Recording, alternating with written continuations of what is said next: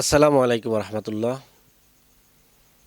দর্শক, আমরা এতদিন দেখিয়ে এসেছি যে ইরানের সাথে যুদ্ধ চলছে।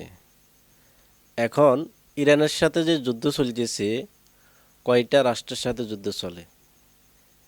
আসলে দেখেন, ইরান এমন একটা দেশের সাথে যুদ্ধ করতেছে যে দেশগুলো আমাদের মুসলমানদের জন্য শত্রু।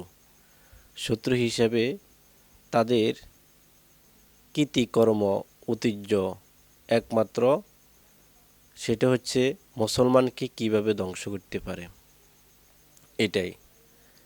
এই কারণে আজকে আমরা যে জিনিসটা আজকে কয়েকদিন আমরা দেখতেছি যে আমেরিকার বিরুদ্ধে, ইসরায়েলের বিরুদ্ধে তারা খুব কঠিনভাবে তারা কিন্তু যুদ্ধ চালিয়ে যাইতেছে।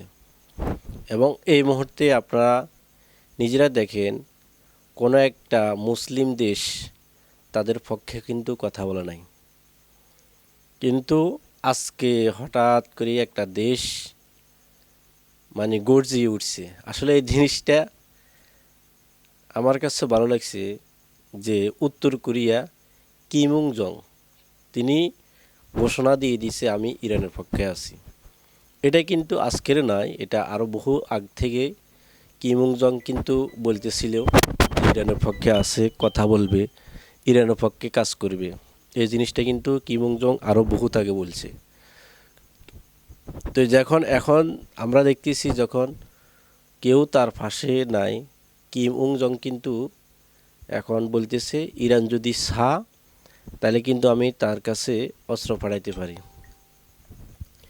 প্রিয় দর্শক, কিন্তু দেখেন এখন যে কিম উং জং কি মানুষ, এটা কিন্তু আমেরিকাও জানে, ইসরায়েলও জানে। তাদের কিন্তু একটা মিসাইল যদি ইসরায়েল যদি মারে, তাহলে কিন্তু ইসরায়েল ধ্বংস নিচ্ছে। ভয় পেয়ে গেছে তারা, কিন্তু অলরেডি কিন্তু তারা কিন্তু ভয় পেয়ে গেছে।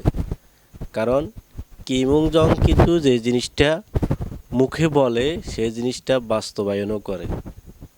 সে এক কথারই মানুষ। এই জন্য আমরা আজকে যখন এই ঘোষণা দেখতেছি, তখন থেকে কিন্তু আস্তে আস্তে তারা কিন্তু পিছু ফুটতেছে, এই জিনিসটা দেখা যাইতেছে। এখন আমাদের করণীয় কি? এই জিনিসটা আমাদের করণীয় একটাই।